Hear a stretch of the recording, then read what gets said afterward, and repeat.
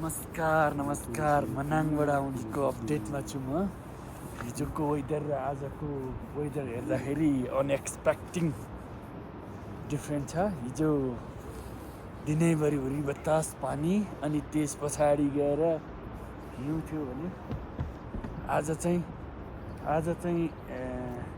के छ भने यी आकाशमा बादल छैन। यी ल हेर्नुहोस् त, यताबाट हेर्दाखेरि अन्नपूर्ण 2, अन्नपूर्ण 4, अन्नपूर्ण 3, गङ्गापूर्ण अनि त्यसपछि उता गएर तिलिचो पिक।